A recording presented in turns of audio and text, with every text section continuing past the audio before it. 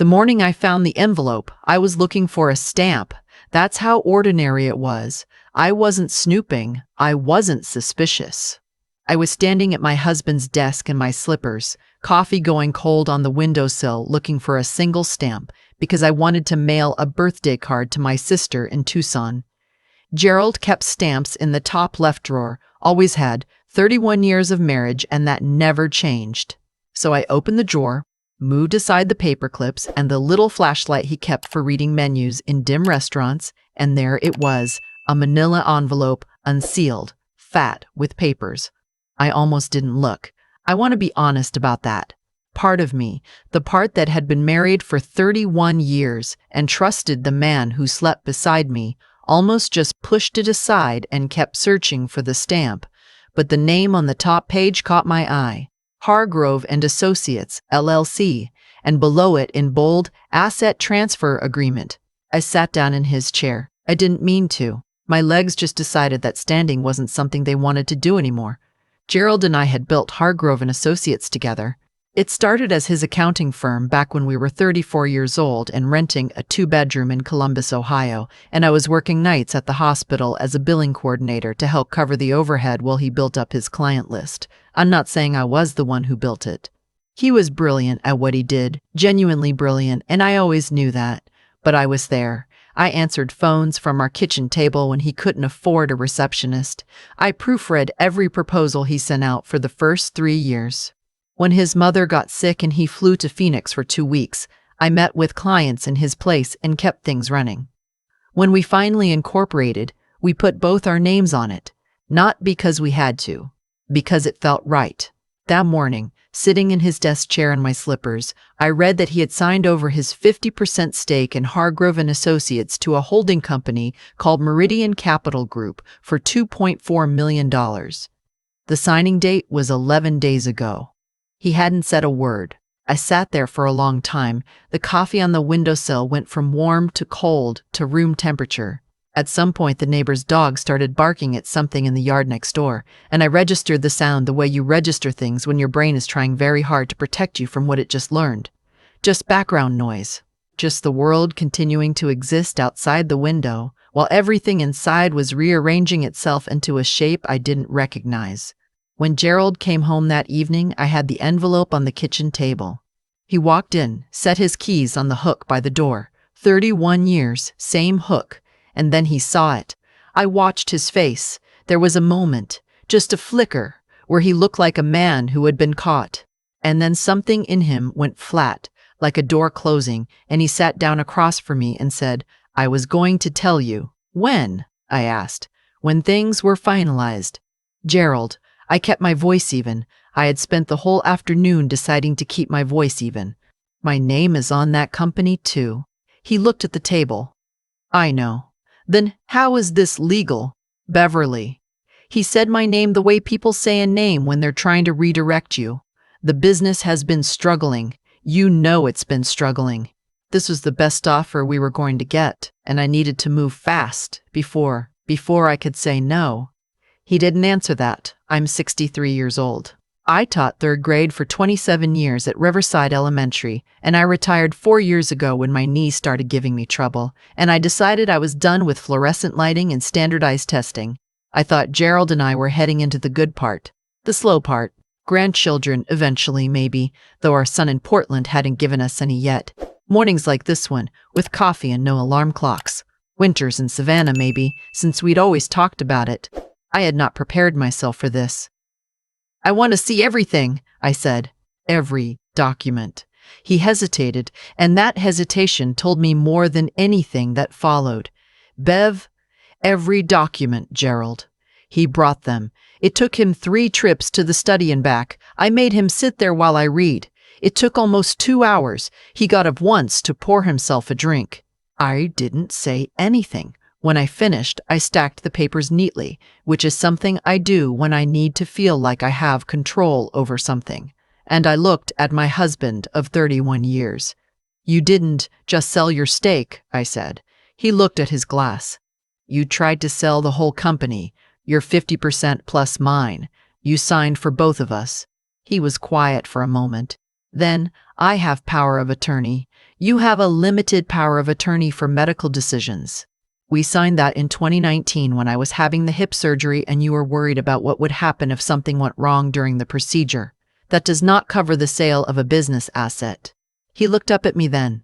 Something moved across his face that I couldn't quite name. Not guilt exactly, more like surprise, like he hadn't expected me to know that. I hadn't known it, actually.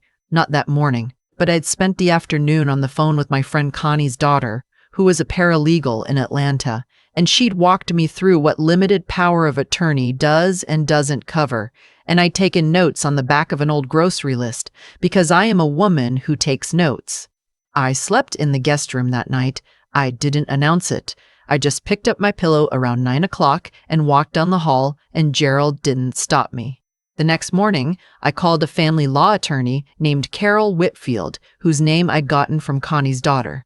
Carol had a small office on the second floor of a building downtown, with a rubber plant by the window and a framed cross-stitch on the wall that said, "Document everything," which I appreciated more than she probably knew.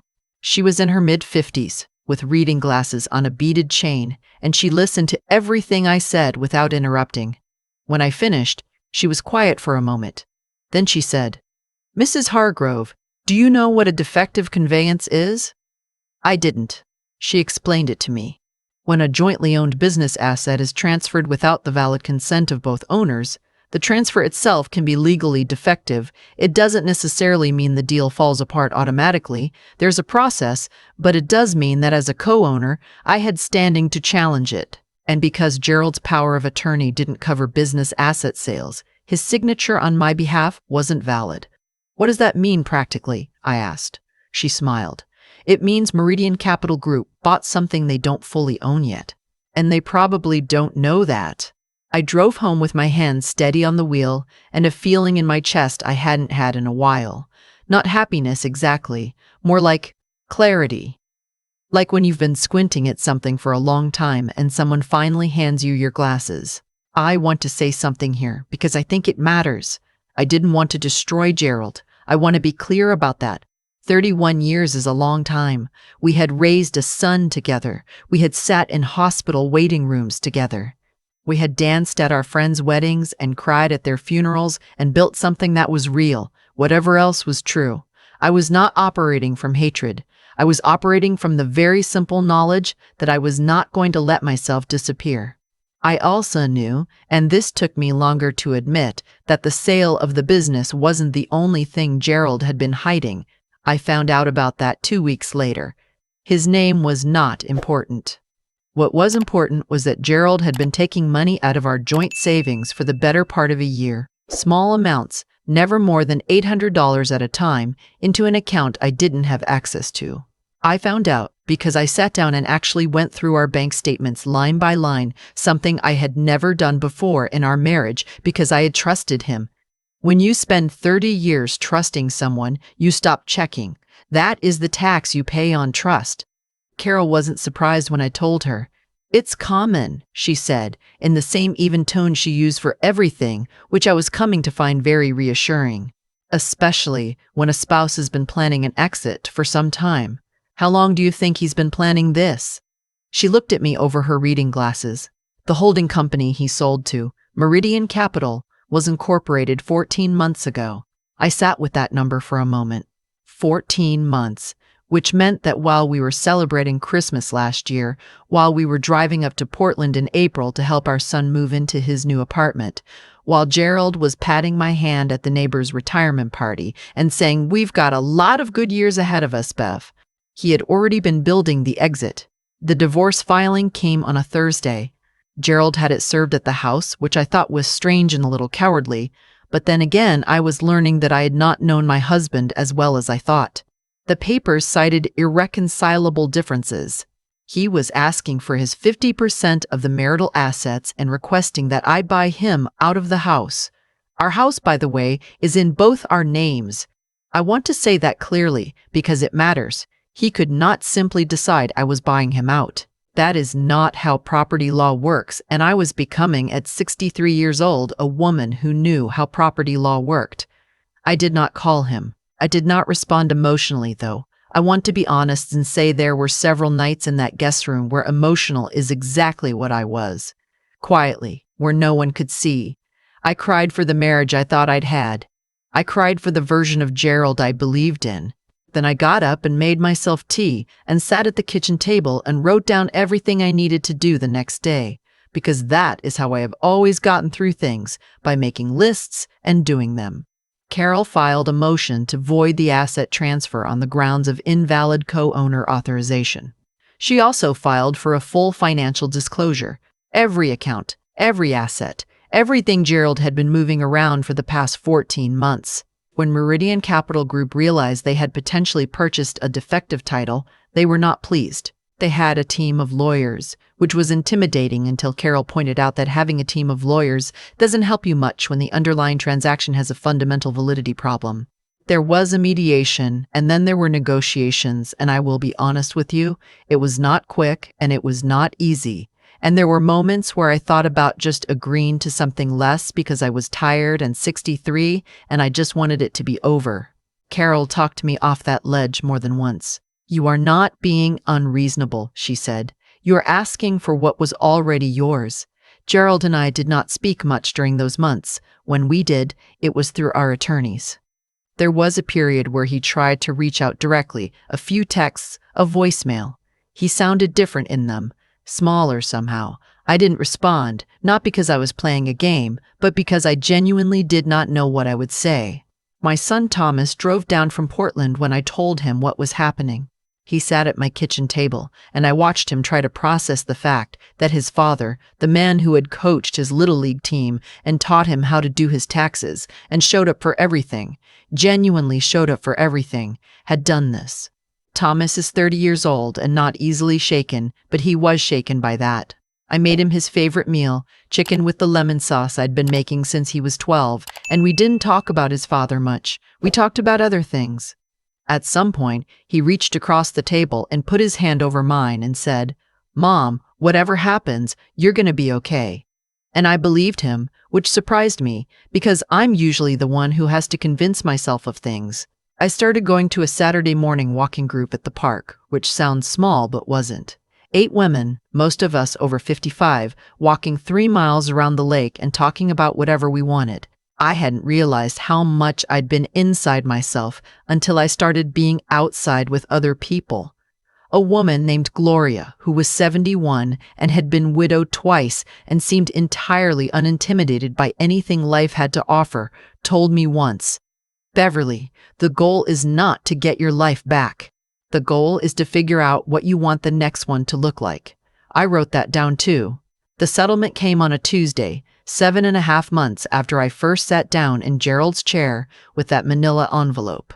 Under the terms, the Meridian Capital transfer was restructured with my full and valid consent as a co-owner, which also meant I had the right to negotiate my portion of the proceeds separately. I received my 50% of the business sale, $1.2 million. The house remained in both names until sold, with proceeds split equally per the divorce decree. The hidden savings account funds were classified as marital assets and included in the overall division. Gerald's attorney had argued that the asset depletion was for business purposes. Carol's documentation proved otherwise. On the morning the settlement was signed, I drove home, made coffee, and sat at my kitchen table, not Gerald's desk, my own table, in my own kitchen, and I just sat there for a while. The house was quiet, in the way houses get quiet when a chapter closes and the next one hasn't started making noise yet. I looked at the rubber tree I'd had for 11 years, and the photo of Thomas at his college graduation, and the little ceramic pitcher I'd bought at a flea market in Nashville when Gerald and I were newlyweds and had no money and thought buying anything at all was an adventure. I didn't move that pitcher. I didn't want to. But I did pull out the paper I'd written Gloria's words on. The goal is not to get your life back. The goal is to figure out what the next one looks like, and I read it again. I've had some time now, enough to know that I am not the woman I was the morning I found that envelope. Not entirely. She was too trusting, too willing to stay in her lane, too certain that because something had always been one way, it would stay that way. I don't say that harshly. That woman loved someone for 31 years and meant it. That was real. But this woman, the one sitting at this table, the one who learned what a defective conveyance is and what limited power of attorney does and doesn't cover, the one who went to the Saturday walking group and made lemon chicken for her son and took notes on the back of grocery lists. This woman is someone I'm glad to know. The house goes on the market next spring. Thomas says I should look at places near the coast, and honestly, I've been thinking about it. I've never lived anywhere with a water view. It seems like a reasonable thing to want, at 63, for the first time. I don't know what Gerald's life looks like now. I hope he's okay, truly, because I am not a person who wishes suffering on anyone, even the ones who earned it. But I stopped tracking that a while ago. I have my own things to track, my own lists to make, my own mornings. That's enough. That is, I've decided, more than enough. I've thought a lot about what I would say if someone asked me what I learned from all of this. Not the legal parts, those are straightforward enough, and Carol explained them better than I ever could. I mean the deeper thing. The thing underneath the documents, and the mediation sessions, and the nights in the guest room. Here it is, as plainly as I can say it, the choices we make in private always find their way into the light eventually. Not because the universe is watching and keeping score, not because of anything mystical, just because that's how actions work. They have consequences that ripple outward whether we intend them to or not. Gerald spent 14 months building a secret, and every decision he made during that time, every transfer, every unsigned form, every evening he sat across from me at dinner and said nothing, each one of those became a thread in something he couldn't ultimately control. By the time I found that envelope, the whole thing had already started unraveling. He just didn't know it yet. I think about the woman I was before that morning. She was not naive, exactly. She was trusting, which is different. She had decided somewhere along the way that trust meant not looking too closely, that love meant giving someone the benefit of every doubt indefinitely without asking questions. There's something good in that impulse, but there's also something that, over time, can become a kind of willful blindness. I was 63 years old and I did not know what a limited power of attorney covered. I had never read our business incorporation documents all the way through. I had built something real, with my own hands and my own years, and I had trusted someone else to steward it. That was my part in this. I'm not saying I deserved what happened. I'm saying I learned something about the difference between trust and abdication. The thing about intelligence, real intelligence, the practical kind, is that it has to be kept sharp. You can't put it away in a drawer for 30 years and expect it to work perfectly the day you need it. I had to learn things at 63 that I probably should have known at 40. That was humbling, but it also turned out that I could learn them, which is the part I want to hold on to. I was not too old. I was not too far behind. I sat in Carol's office and I asked questions and I took notes and I understood more than I expected to. And that understanding became the only real leverage I had. And Thomas, my son, drove 12 hours from Portland and sat at my kitchen table and didn't try to fix anything, just sat there with me. I think that's what good character actually looks like in practice. Not grand gestures, but showing up and staying. He got that somewhere. I'd like to think I had some part in it. I am 63 years old and I am starting something new, which is not a sentence I expected to be writing. But here it is. The coast is looking good in the spring. I have a list of things I want to do and a clearer sense than I've ever had of what I actually want, which turns out to be the unexpected gift inside all of this. Sometimes it takes losing the life you thought you had to figure out what you actually want the next one to look like. I'm not angry at Gerald anymore. I was for a while, in the way you're angry at something that cost you more than it should have. But anger is expensive and I've decided I have better things to spend on.